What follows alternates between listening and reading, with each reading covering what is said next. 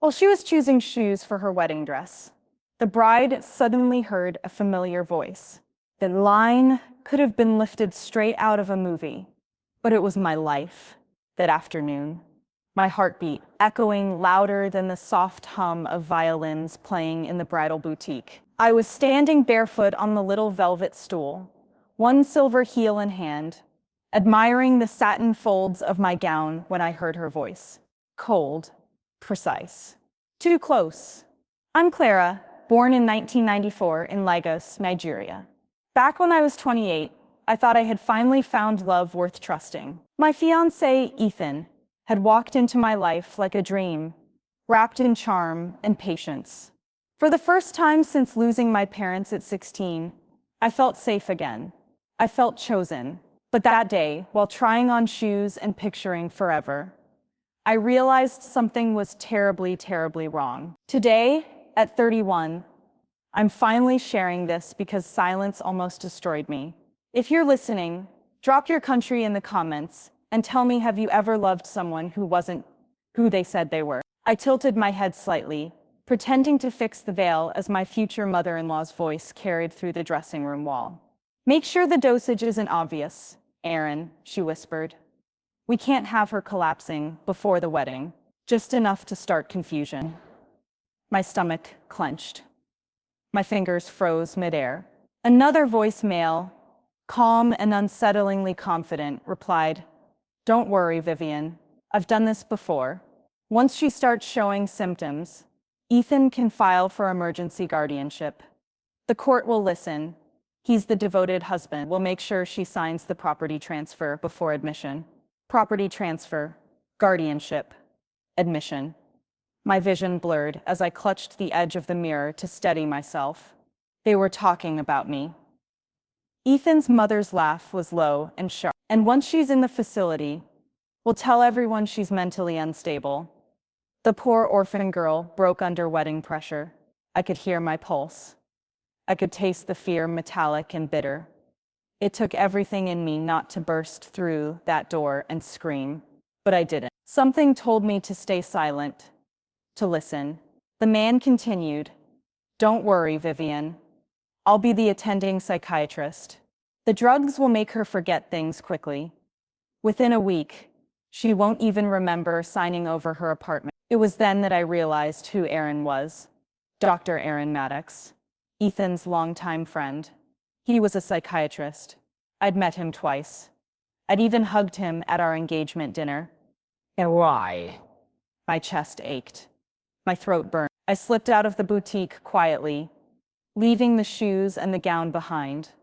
The world outside was suddenly louder than it should have been. The honking cars, the market chatter, the laughter of strangers. Everything was normal, except the ground beneath me felt unstable. That night, I sat in my apartment, staring at the framed picture of Ethan and me at the beach.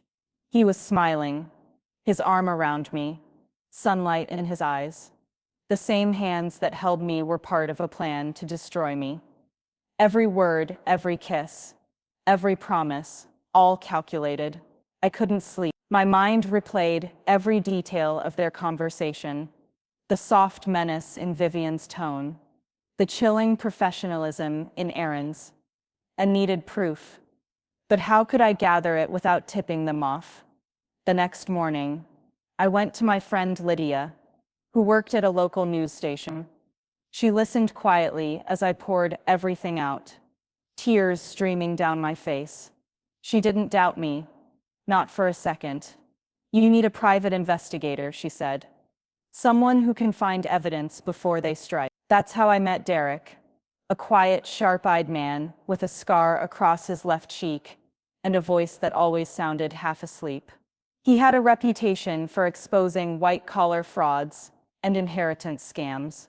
When I told him what I'd overheard, he didn't even blink. "You're lucky you found out before the wedding," he said, leaning back in his chair.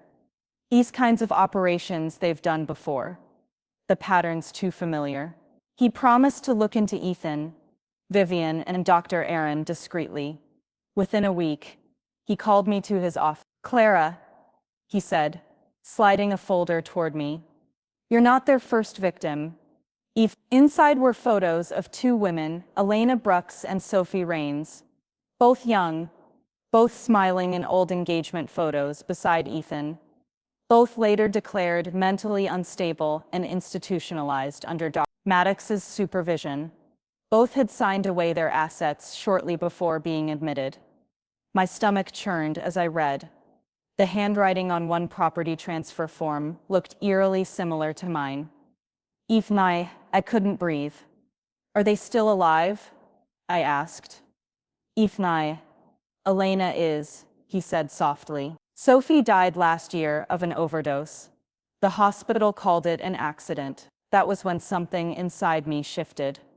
My grief turned to fury, and my fear turned to focus. I looked up at Derek and said, "We're going to stop them. We'll need to play along until the wedding.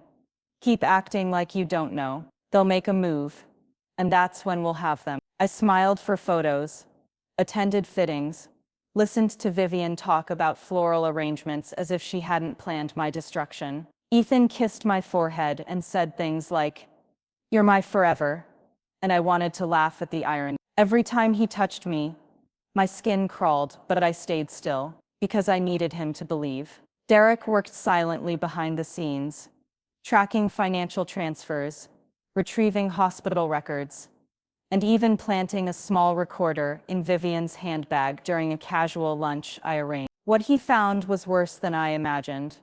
An entire network of fraud, targeting single women with property, orchestrated by Vivian, Ethan, and Aaron. Each operation was identical: romance, engagement, drugging, psychiatric admission, property transfer, disappearance. The night before the wedding, Derek sent me a message.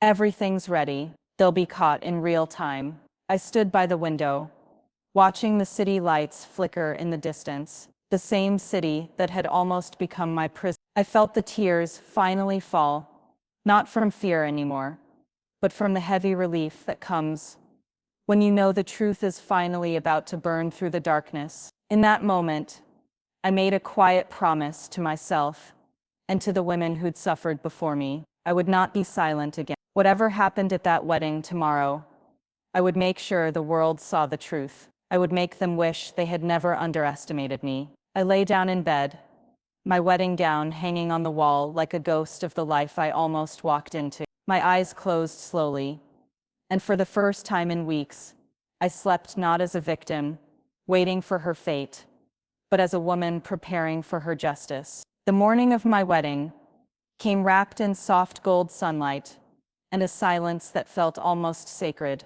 The air smelled of jasmine and perfume and deceit. My hands trembled slightly as I adjusted my veil, staring at my reflection one last time. My face looked calm, but inside, everything was chaos. I wasn't a bride preparing to say I do. I was a woman walking into a trap with eyes wide open. Derek had given me precise instruction. "Keep your phone on you at all times," he'd said the night before. "We'll have hidden cameras and microphones in City Hall. The police will be listening in from a nearby van. Once they start discussing the plan or try anything, we'll move in." I nodded, replaying his words again and again that morning, as my makeup artist fussed over my lashes. Ethan's text came in at exactly 9 a.m. "Can't wait to see you, my love." I stared at it for a full minute before replying with a simple heart emoji. My hands didn't shake this time. I'd rehearsed my smile in the mirror. I'd practiced how to look innocent, unaware, in love. When the car arrived to take me to City Hall, I felt a calm determination settle over me like armor. The bouquet of white lilies rested in my lap, and the driver, a man I didn't recognize, kept glancing at me in the rearview mirror. Derek had told me this might happen. "They'll try to control every part of the day," he'd warned.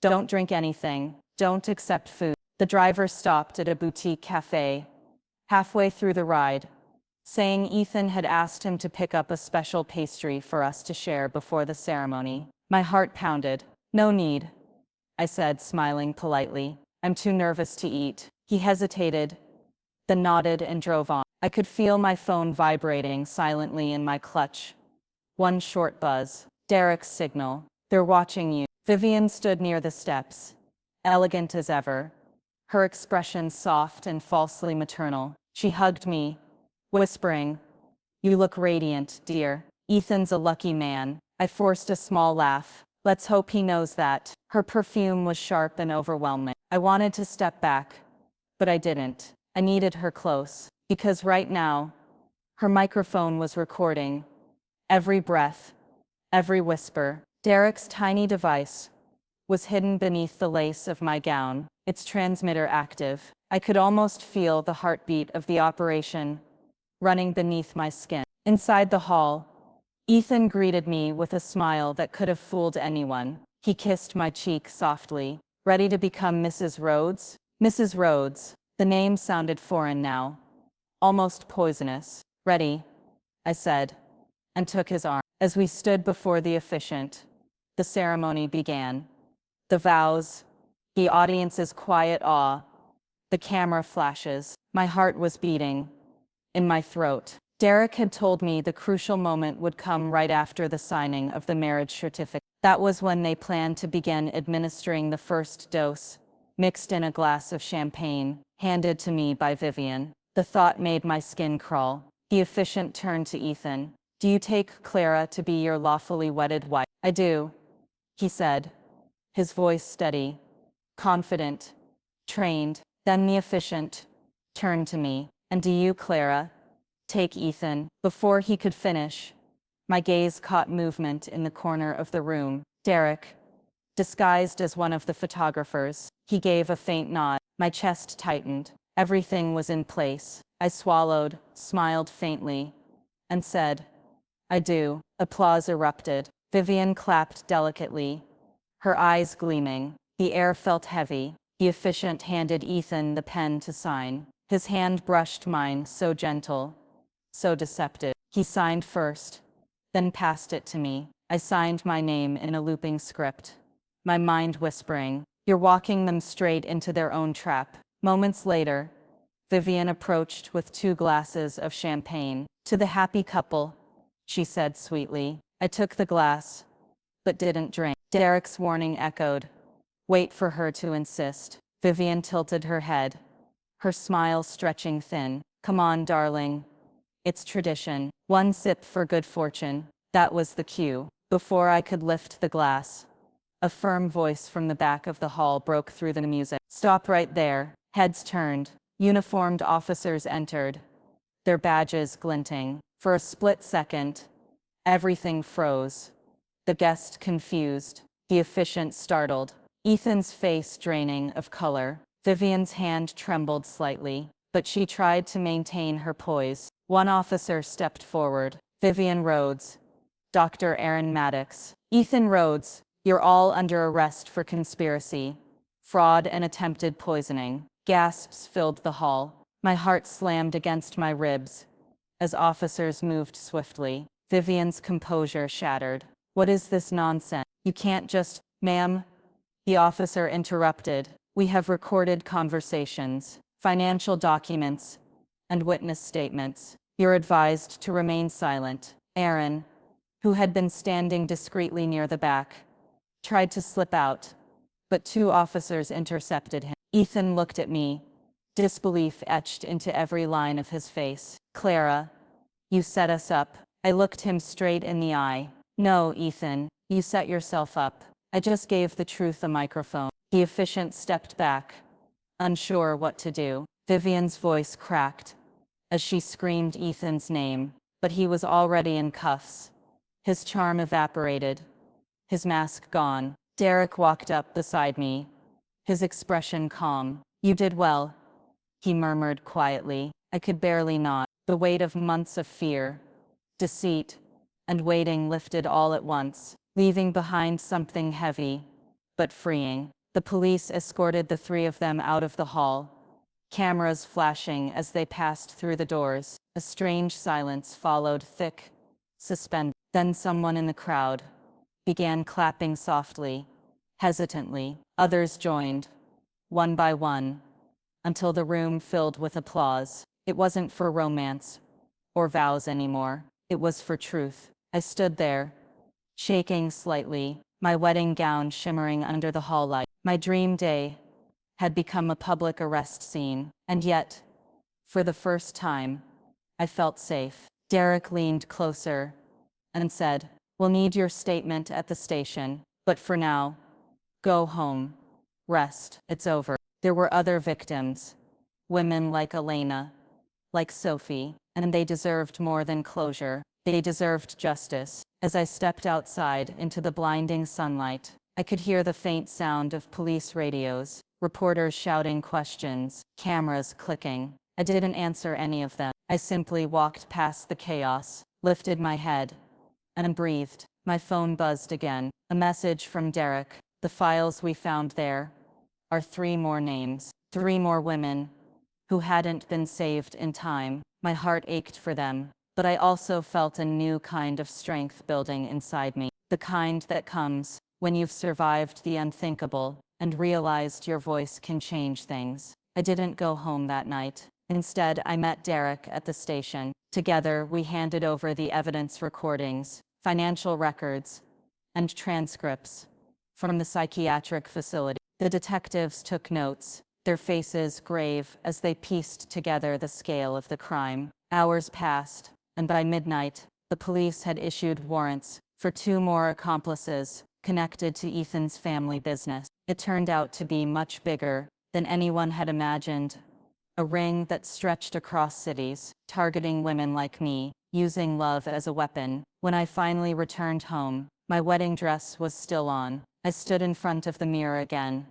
The same mirror I had once used to imagine happiness. This time, I saw something else: resilience. The girl who once dreamed of forever was gone. In her place stood a woman who had faced evil and lived to tell the story. I looked straight into my reflection and whispered, "You made it." Then, with steady hands, I unpinned my veil and let it fall to the floor. The days that followed felt surreal, like living in the echo of a storm that had finally passed. My wedding dress still hung in the corner of my room, creased, splattered with faint champagne stains, and carrying the scent of adrenaline and truth. The media had already gotten hold of the story. Every headline screamed my name, twisting my quiet act of survival into a public spectacle. Bride outs fiancé's crime ring. During wedding, at first the attention overwhelmed me. Cameras outside my apartment, reporters waiting in cars, neighbors whispering in the hallway. But beneath it all, something kept me grounded. Relief. I was free. I had survived what could have been my end. And now, there was work to do. When I walked into the police station 2 days later, Derek was already there, leaning over a desk, with Detective Amadi, going through more files. His usual calm eyes softened when he saw me. "They confessed," he said quietly. "Ethan broke first, then Vivian. They've admitted to running the same scam across 5 cities." "5?" I asked, stunned. I sat down slowly, the weight of those numbers pressing into me. "We need to find them," I said. "The ones still alive. They deserve to know it's over." Within a week, the names and locations of the other women surfaced. Elena Brooks, Sophie Raines, and Lauren Kent. Elena and Lauren were alive, still institutionalized, labeled as unstable by Dr. Maddox's facility. Sophie, as I already knew, had died of an overdose. I didn't know her, but I mourned her like a sister. Derek and I visited Elena first. The psychiatric hospital was a gray, silent building that smelled faintly of disinfectant and despair. A nurse led us to her room. Elena sat by the window, her once blonde hair now dull and cropped short. When she turned, her eyes widened in confusion. "It's okay," I said softly. "My name is Clara. I used to be one of them too." For a long moment she didn't move. Then her lips trembled, and tears began to fall. She buried her face in her hands, shaking with the quiet sobs of someone who had been holding in pain for far too long. Lauren's rescue was similarly guarded at first, then disbelief, then collapsed into relief. She told me how Aaron had visited her every week, telling her she was getting better, while secretly adjusting her medication. It made my blood boil, but I also felt something deeper resolve. Back in the city, Derek and I worked closely with the authorities, ensuring that the victim's legal competency was restored. Court hearings stretched for months, but slowly, one by one, the women regained their names, their rights, and their homes. Watching them reclaim their lives was like witnessing sunrise after a long frozen night. During this time, I also faced Ethan and Vivian in court. I'll never forget the first day of the trial. Ethan wouldn't look at me. His once perfect composure had crumbled. Vivian sat beside him, expressionless, her hands clasped tightly, as if holding on to some invisible dignity. When the judge read the charges of fraud, attempted poisoning, conspiracy, and manslaughter for the deaths of 2 victims, the room felt cold. I was called to testify, and as I stood there, recounting everything from the bridal boutique to the moment of their arrest, my voice only wavered once. When I mentioned Sophie, Ethan finally looked up. His eyes were hollow, stripped of charm. "You don't understand. It wasn't supposed to go that far." I met his gaze steadily. "It always goes that far when you play with people's lives." The courtroom was silent after that. Even the sound of shuffling papers seemed distant. By the time the verdict was delivered, I didn't cheer, I didn't cry. I simply sat there, breathing in the sound of justice. Ethan and Vivian were sentenced to 15 years. Dr. Maddox received 20. The others who assisted them were still facing trial. After the sentencing, Derek and I stepped outside together. The late afternoon sun touched his face, and for the first time since I'd met him, I saw something like peace in his eyes. "It's over," he said, because while the court had done its part, I knew too many women out there were still falling for smiles like Ethan's, promises like his, hands that hid knives behind tender words. I wanted to do something bigger, something lasting. I used part of my savings and compensation funds from the case to launch a nonprofit that helped women who'd been victims of fraud, coercion, and emotional manipulation. Derek joined me as legal advisor, and together we helped victims reclaim their homes, their mental health, and their confidence. Working with those women healed something in me too. Each story I heard, each letter, each trembling voice over the phone was another piece of proof that we weren't alone. Pain shared became light, strength shared became louder. One evening, almost a year later, Derek invited me to dinner. I thought it was just another meeting about the foundation's next outreach event, but when I arrived, the table was set with candles, and he was nervous, actually nervous, which made me laugh. "You're terrible at surprises," I teased. He smiled, his hand brushing the back of his neck. "Yeah, maybe, but I thought after everything we've been through, maybe we deserve one good surprise. Clara, you've spent so long fighting for others. You gave me purpose when I'd almost given up on this work. I don't want to just help you build this life.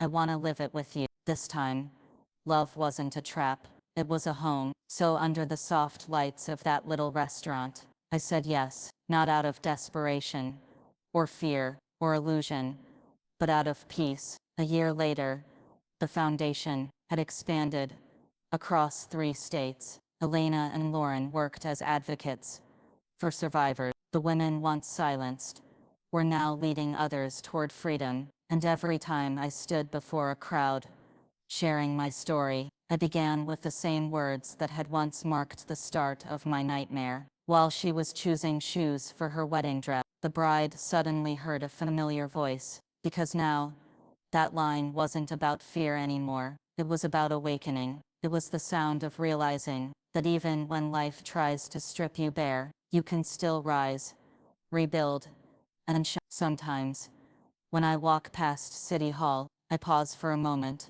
The memory doesn't hurt anymore. It reminds me that love without honesty is just a performance, and that the strongest kind of revenge is to live freely, without fear. And on quiet nights, when Derek holds my hand, and the city hums softly beyond the window, I whisper to myself, "You made it, Clara. You really made it." Moral lesson: love is not proven by grand gestures or promises. It's revealed in truth, respect, and peace. Never silence your instincts. For the sake of keeping harmony, when deception hides behind affection, courage becomes your only compass. Even the deepest betrayal can birth new beginnings, if you choose to fight. Not full. Trust can be rebuilt, not through perfection, but through transparency and healing. If life ever makes you doubt your worth, remember you've survived every heartbreak before. You've got this. Keep listening to your voice. It knows the way home.